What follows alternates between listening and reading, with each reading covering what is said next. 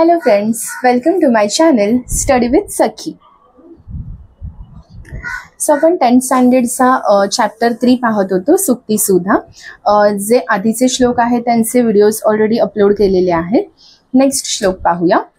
प्रथम वयसी पीतम तोयम अल्पम स्मरंतः शिरसी निहित भारा नारिकेला नराणाम ददती जलमन अल्पस्वादम जीवितांतम नहि कृतम उपकारम साधवो विस्मरंती. सो या श्लोकामध्ये जे कोणी साधू म्हणजे सज्जन लोक आहेत ते कसं दुसऱ्यांनी आपल्यावर केलेले जे काही उपकार आहेत त्यांची जाण ठेवतात याच्याबद्दल आपल्याला सांगितलेलं आहे की जर दुसऱ्या कोणी आपल्याला मदत केली तर ते कधीही ती मदत विसरत नाही, याच्याबद्दलचा हा श्लोक आहे. तर इकडे आपल्याला एक्झाम्पल म्हणून नारळाच्या झाडाबद्दल सांगितलेलं आहे. प्रथम वयसी म्हणजे ज्या वेळेला नारळाचं झाड हे अगदी छोटं असतं म्हणजे ते अगदी रोपटं असतं त्यावेळेला पीतम अल्पम तोयम, आपण नारळाचं झाड लावल्यानंतर त्याला आपण रेग्युलरली पाणी घालत असतो.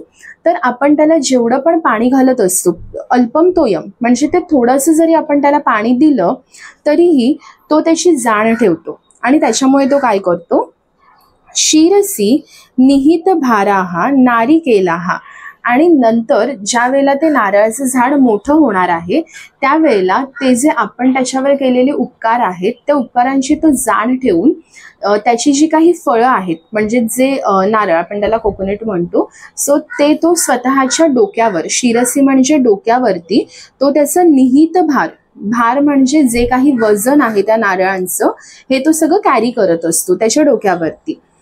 आणि नराणाम म्हणजे नंतर आपल्याला माणसांना ददती, ते जे पाणी आहे ते तो देऊन टाकतो. जलमम अल्पस्वादम जीवितांतम, आणि अगदी जोपर्यंत त्याचे जीवन आहे तोपर्यंत तो आपल्याला ती फळं नारळ हे देतच असतो. तर याच्यातून आपल्याला असाच बोध घ्यायचा आहे की ज्याप्रमाणे नारळाचं झाड लहान असताना आपण त्याला जे काही अगदी थोडंसंही पाणी दिलं तरीही तो त्याची जाण ठेवतो, आणि ज्या वेळेला हे नारळाचं झाड मोठं होणार आहे त्याला हळूहळू फळं यायला लागणार आहेत त्यावेळेला केवळ आपण त्याच्यावरती केलेले जे उपकार होते म्हणजे आपण त्याला जे काही पाणी दिलं होतं त्याची परतफेड करण्यासाठी म्हणून तो आपल्याला त्याच्या बदल्यात नारळाची फळं देतो. आणि नारळ हे किती हेवी असं हे आपल्याला माहिती आहे. सो ही एवढी सगळी फळं तो स्वतःच्या डोक्यावरती कॅरी करत असतो म्हणजेच तो आपल्या उपकारांचा भार वाहत असतो असं सांगितलेलं आहे. न हि कृतम उपकारम साधवो विस्मरंती, तर जे काही केलेले उपकार आहेत ते साधू म्हणजे जे पण सज्जन व्यक्ती आहेत ते न विस्मरंती म्हणजे कधीही विसरत नाही. पुढचा श्लोक पाहूया.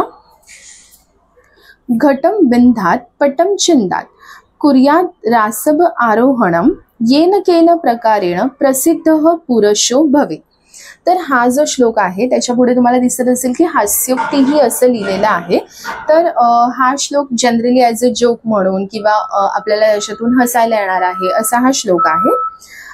तर या श्लोकात आपल्याला सांगितलेलं आहे की एखाद्या व्यक्ती हा फेमस होण्यासाठी, प्रसिद्ध होण्यासाठी काय काय करत असतो ते सांगितलेलं आहे. घटम बिंदात, आता घटमचा अर्थ होतो की मडकं, तर मडकं किंवा पॉट जे आहे मातीपासून बनलेलं तर ते फोडावे, बिंदात म्हणजे फोडावे. पटम चिंदात, पटमचा अर्थ होतो की कपडे, चिंदात म्हणजे फाडावे. कुर्याद रासब आरोहणम, आता रासबचा अर्थ होतो की गाढव, तर गाढवावरती बसावं.